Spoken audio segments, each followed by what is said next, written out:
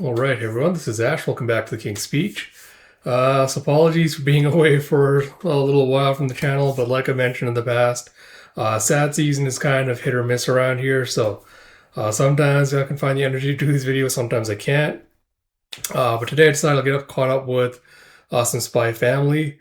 My office is still a little bit messy and disorganized, so I'll probably try to get caught up with read-throughs and stuff next weekend since it's a long weekend here. But in the meantime, I've got a couple of chapters of Spy Family to get through. And one of the reasons I actually didn't do this a couple of weeks ago was I saw that this was just like a short, nothing burger chapter. So I was like, I'll just wait till something meatier comes out anyway. And because it's only like, 3 pages, I think, I'll just do it together with the other chapter instead of splitting it into its own separate one. But yeah, without further ado, let's dive into a Spy Family Short Mission 18 by Tetsuya Endo. Well, translation by Casey Lowe, lettering by Rina Mappa. As we have, did you hear? Our old schoolmate Martha volunteered for a regiment fighting at the front line. Wasn't she in your class, Donna? We have 30 years ago at Berlin University of Education. It's like, as a woman, she's out of her mind. You have Donna Schlag, age 22. So didn't she used to get into fights and stuff? That girl's a savage. You have Martha had always been a natural athlete. We couldn't have been less alike. I barely ever spoke to her, to be honest. I used to look down on her too. But now she was crushing our enemies so that we could live our lives of scholarship. And to me, that made her the epitome of cool. It's like, I want to become strong, that I don't have to fear Westalis either. It's like, huh? So the university offered military training even for women, but it didn't go far enough. Christ, bro. I read through every book I could find in search of the secrets to ultimate strength. Finally, I read about the concepts of Budo and Shugyo in Eastern culture. And then I learned about special warriors who serve the shogun called ninja. They are superhuman beings who could breathe fire from their mouths, make themselves invisible, and survive underwater or earth. They could even split themselves into pieces. I decided I would become a ninja. And you see her just like fucking meditating under a waterfall and like practicing like throwing shuriken and like jumping over a bush shouting nin nin. It's like no one had asked that of me, but I was determined to do it all the same. Oh my Christ, bro. You have like a little training montage of her doing that. You have, oh Donna, did you hurt your left hand? Are you okay? It's like, no, that's where I house my lightning dragon. Also, my name is Goraimaru Narukami now. It's like, Donna, lately you've seen a little, I'm not Donna, I'm Goraimaru. Oh, right, sorry. It's like, as a result of this embarrassing phase, she acquired a middling amount of strength. And you see that's the fucking, like, justification for her, like, bullshit lightning tactics when she, like, throws the nitrous balls at Pueblo. So yeah, I skipped this chapter and like, alright, I did not need to know that Schlag used to have, like, a Chunibyo phase, whatever it's called. Like, the one where it's like, you have the fucking, like, the middle school syndrome thing. Where it's like I have a complex where they think they're all super secret special and they actually act out like that. So I was like, all right, whatever, nothing burger. With that said, let's dive into what is hopefully an actual proper chapter with Spy Family Mission 128. Again, same thing, but Tetsuya Endo, translation by Casey Lowe, and lettering by JB. Jeff, the romance drama 5-Year Love Plan has officially become a social phenomenon. Sorry, I'm just pulling this up on my tablet. Ah, and what a show it was. I never thought the protagonist would choose who she did. I know, it was a real shock, right? Jeff Screen, the hit romance drama. Next month, this channel will be inviting the cast and director onto a special live broadcast, and you can be part of the live studio audience. Jeff, tickets to watch a TV show? It's like I got them from a client. They're yours if you want them, Miss Forger. We appreciate all the hard work you do around here. Jeff, what? That's the show Kevin's on! It's like, I'm so jealous. How is that fair? You don't even watch TV dramas. Give me the tickets. It's like, no, you know I love Kevin. Give them to me. And you was like, but I did watch a little bit of it. But then my husband walked in on me watching and I got embarrassed and turned it off. And you see Lloyd walking in with, what a rare sight. I'm home. It's like, no way, you watched it for real? It's like, oh, wow. And was it Shannon, her glasses coworker? He's like, well, you two were always pushing it on her. It's like, you need to see it, yours. There's a lot you could learn. It's like, that is so true. So let's go together. You got 2 tickets, right? It's like, hey, what about me? It's like, don't be selfish. I'm sure Yor would rather make a date of it with her husband. He's like, a date? Me asking Lloyd out on a date? I have before, but that was out of desperation because my arm was in so much pain. He's like, He's like, how unfit? And Hemlock's like, to speak of dating, that is the very height of impropriety. He's like, so how about you and I go on a date, Mr. Jones? Like, you're so cute when you're jealous. It's like, was I not clear that is wrong? So, but if your husband declines, then you'll go with me, right? Promise me. He's like, it's like, we could visit an amusement park or the aquarium. It's like, those are places to visit alone. It's like, all of you back to work. Fucking Christ, man. Did Yuri really have to come back for this shit?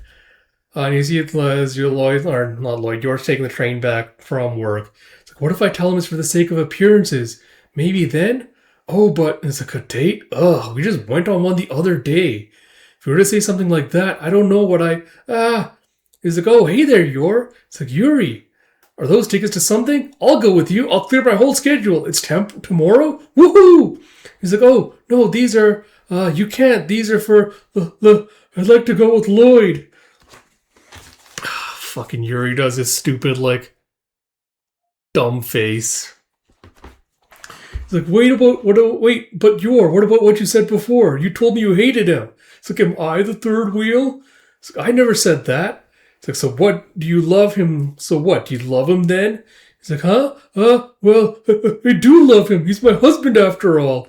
And then Yuri does another shocked face with his teeth all falling out. Honestly, I gotta admit this gag is kind of getting, like, overplayed now. So goodbye, Yuri. Be sure to keep yourself warm at night. You have next stop, Park Road. Next stop, Botanical Garden. Last stop, South Lake Podam. And he's like, sir, this is our final stop. And you see, like, a train conductor having to come in and, like, wake him up. It's like, even if I am the third wheel, I will not let this stand, Lloyd Forger. And you see back... Poor Bond is Anya stuck like two little Stella stars on her cheeks, and she's got like two in her hands like this, and she does like the schlag, like lightning attack on poor Bond with a stealth. He's like, woof, flash, and he's like, you're in the way. I can't see the TV, and don't play with your Stella stars. And Anya's like, chit, this isn't playing. I'm training to become a Stella, pretty guardian, and a nemesis to Lady Tonitrus. And he thinks back to Sylvia telling him, for Stella, I'm impressed. She's halfway there. Imperial scholarhood is in sight. He's like, eye jab, toe jab. And Bond's just like leaning away, poor boy. It's like, well, I sure can't see it. It's like, I suppose we should celebrate your achievement. Is there anything you'd like as a reward? It's like, a reward? Huh, I'll have to think about that. And Yor's like, I'm home. It's like, studio audience tickets? It's like, I want to go too. And Yor's like, I'm so sorry, Anya. It seems they don't allow minors or pets. She's like, aw. And Bond's like, Worf. It's like, it's a roundtable discussion with the director and cast and lots of famous guests. And Yor's like, I wasn't sure if that would appeal to you. It's like, the director Iger, he made propaganda films during the war. He's politically connected. And the opera singer Allegrosa is one of the guests. Rumor has it she's having an affair with the Minister of Broadcasting. The odds are slim, but this could be a chance to make some connections. There is value in that. He's like, let's do it. He's like, you really want to? I've always wanted to see behind the scenes of a TV network, including a structural analysis of the building. It's like, oh, I'm so glad. It's like, straight to work. It's like, are they going to show you two getting all lovey-dovey on live TV? It's like, no, they will not. It's like, no way. And you see later that evening as George is kind of like deciding what clothes to wear. He's like, what am I supposed to wear to this? Like, It's like, why am I suddenly worrying about my clothes? It's like, I'll put on what I always wear. My usual clothes will be perfectly fine. And you see the next day we'll head up to Observation Deck 1. That studio has an incredible panoramic view. Yeah, this program airs on channel OST TC7. It's produced by the company TV Island, or TI for short. Berlin TV Tower, with its multiple studios, this is the heart of the state-managed broadcasting system. A few years earlier, the rules are eased to allow a portion of its programming to come from non-government sources, and several new channels were launched. It is currently considered one of Berlin's top tourist destinations. You got this little spike tower for the thing. Yeah, we'll be arriving at Observation Deck 1 shortly. Oh, fucking Christ, man. So the only ways to get around in here are through two public escalators, one staff elevator, and the emergency stairs. That's not a lot of options if worst comes to worst. but I suppose the only potential threat is the SSS officers who come here on censorship duties. He's like, this is so exciting. And Yor's like, yes, it is. And you see with a ding as the doors open, it's like, huh? Is that you, Yor? What a coincidence. It's like, Yuri, it's like, what a coincidence. I was just invited here by a director acquaintance of mine. It's like, actually, I forced someone on censorship duty to swap with me. It's like, why, if it isn't Lloyd Forger? How have you been? It's like, I'll be the one who decides if it's okay for you to spend time alone with my sister. He's like, good to see you. He's like, the real threat is here. Yeah, we go live in 10 seconds. 9, 8, 7. Yeah, good day, everyone, and welcome to our special live look back at 5-Year Love Plan. I'm Danley. I'll be your host this evening. And I'm Jocelyn. I'll be helping out. Today we'll be speaking at length with the director and principal cast of the program. I can't wait to hear all about all the unaired scenes and the ones they had to cut. We'll also be joined by a special guest, the opera singer Alla Grossa, who's a huge fan of the program. He's gotta love the show. I couldn't stop bawling during the scene when Maria was running to the airport. Alla Grossa, settle down. We need to start with a quick look back at the program. Yeah, it was a love that began in a ration line. I knew that I shouldn't fall in love with him. It's like, you don't know a thing about me. It's like, I can help you forget him. It's like, no, I can. No, me. He's like, over here, me. I need to go to him. Wait, stop. No, let me go. What, am I not good enough for you? It's like, huh? And Yor's like, this is starting to get, like, you see smooching. It's like, ooh. It's a little bit awkward. He's like, I know coming here was my idea, but I'm really sorry if you're not enjoying this. He's like, no, this is a lot of fun. It's like, the cast in this is incredible. They really played their roles well, huh? It's like, that was a good scene, wasn't it? So I was holding back laughter. It's like, really? Not everyone is cut out to, and you hear the things back to McMahon telling her, not everyone is cut out to continue in certain roles. And he's like, if only I could play my own role so skillfully. So let's do a recap of episodes 9 to 12. Now you're back at home with Frankie just turns the channel with this is boring. I'm going to switch into the cartoon channel. It's like, huh? I thought you wanted to see if they're going to show your mom and dad getting all lovey-dovey. You have a chack, smash, Megaton Bomber, smash. It's like, man, what a carefree life you two lead. And Anya's just like, I battle evil every day. My life is super uncarefree. It's like, right, I heard some teachers are arrested for backdoor dealing. Yep, in fact, I'm none other than Starlight Anya, the Stella Pretty Guardian who brought them to justice in the name of the stars. Star Tiara Boomerang! It's like, what a carefree life. It's like, we're taking a break for an announcement. Please bear with us for a moment. We've been asked to read this announcement. Due to winter road conditions, major highways, and Lloyd's like, I'm gonna go use the bathroom. It's like, oh, sure. And you see stares, Frankie, you're just stalking him. It's like, I'm never going to be able to make contact with the director or Alla Grossa with him watching me. He's already suspected me of being Twilight once. I shouldn't do anything to draw further suspicion. It's like, yeah, just keep on walking back to your home, toilet boy. My sister isn't enjoying herself at all. I mean, how could she be? And Yor's all fidgety and nervous. Like, it still counts as a date even if Yuri's here, right? Wait, if the point of the date is to convince everyone that we're a couple, then... Jeff, where are the stage settings for part B? Huh? They weren't in the back of the studio? Could they still be on the ground floor? So this is a live broadcast. Compose yourself. It's like, oh, I'll go check in and see. It's like, the guys down below aren't answering. Are they going to do a fucking Die Hard John McClane thing? It's like, we're going live in 30 seconds. Enough. Get down there and see for yourself. Excuse me, sir, but I need to use that elevator. It's like, it doesn't seem to be working right now. Fucking Christ, they are doing a goddamn Die Hard, aren't they? It's like, what? But how? And you have a, huh? As you see a bunch of guys in black jackets and like this dead-eyed stares heading in. And you have the program will resume in 10 seconds. 4, 3, 2. So now let's go to our next segment. It's a quiz. Can you identify these scenes? I want everyone to watch the following images and guess what scenes they're from. Our studio audience can participate too. It's like the panel. It's like, I better take care not to appear on camera. It's like, isn't this an unusual number of crew members? It's like, just hurry up and get the set ready. It's like, here you go. It's like, quiz time. And then you have Alla Grossa just having a gun pulled on her. You have citizens of Ostania. I have a programming change to announce. Let's call it an emergency broadcast of a brief airing of grievances. And you see Yuri you're reacting in shock as like both Yuri and Lloyd just kind of get all serious for a second. Man, alright, I guess quick thoughts on the chapter. Fucking Christ, man. Like, we've talked about this before, but like as much as I did want like the romance to develop and to like see more of it and things, I feel like my issue is still that Yor has had such little development and characterization that the romance aspect of like her having realized like, oh, I love Lloyd, like I've realized my feelings, just feel like they were too forced and it happened too quickly and not really naturally to me. And again, this might just because I haven't read the series like in one sitting in like however long. So maybe my opinion will change if I like read in one sitting. Maybe it would flow together better.